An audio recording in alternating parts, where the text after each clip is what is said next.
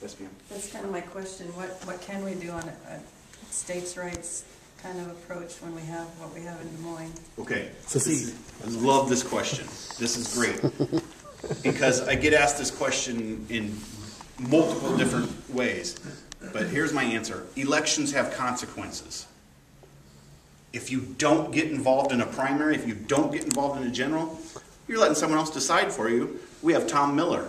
He'll never go against the EPA. He'll never go against the health care bill. I mean, he made a statement after the health care bill was passed and there was rumblings about repealing and stuff, and 13 other states' attorney generals filed suit against the federal government. He said it was a suit without merit and it wasn't worth the taxpayer money of Iowa to go against it. But he's okay, apparently, with taxpayer money from Iowa paying for Nebraska's Social Security for the remainder of our eternity. That's okay, I assume. But what we can do as people is get involved. Get Brenna Finley elected as Attorney General instead of Tom Miller. And you'll have someone with the fortitude who doesn't care about a 24-year career in the Attorney General's office, but she cares more about doing the right thing. Get someone like that elected to Attorney General. Change our governor out. Get someone new at Terrace Hill. That'll be a good starter. Now I want to share something with you about this health care bill, about rescinding it. If you listen to Steve King, they wrote a 3,000-page bill. Nobody cared to read it. They just voted on it. Apparently the people who wrote it didn't read it either, because there is no severability clause in the entire bill. And what does that mean to us non-lawyers?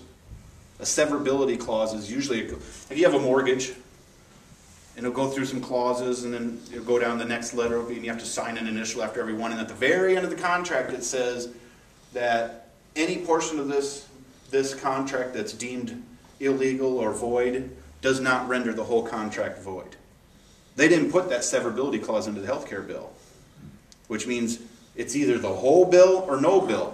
So if out of these 13 states' attorneys general who are filing suit against the federal government, if the court finds in any of their suits that any portion of that 3,000-page bill is unconstitutional, they have to throw the whole bill out because they didn't put a severability clause in it. So that's good news. Yeah. But what we need to do is get more attorneys general on board, because we should be grateful that one of the attorneys general is in Texas, which means somewhere within the state of Texas there's got to be an appellate court judge that agrees with him. But I don't know about the other 12 states. But that's what it's going to take. Now Steve King has stood firm on the ground and said he will fight to repeal this with everything he has.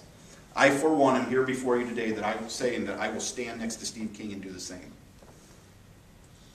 Because in my humble opinion, we left Europe 233 years ago for a reason. And it wasn't to emulate their forms of government. We have become the greatest nation the world has ever seen in a short 233 years. And it wasn't because of our government prowess. It was because of our individual liberties and freedoms, the ability to go out and fail. It is the ability to fail in this country that makes us strong. Because if you have the threat of failing, John, you're a business owner. If you had no threat of failure, what's your incentive to be there at 6 o'clock in the morning instead of noon? What's your incentive to go in on Saturday and take care of a customer because you don't want them to go next door?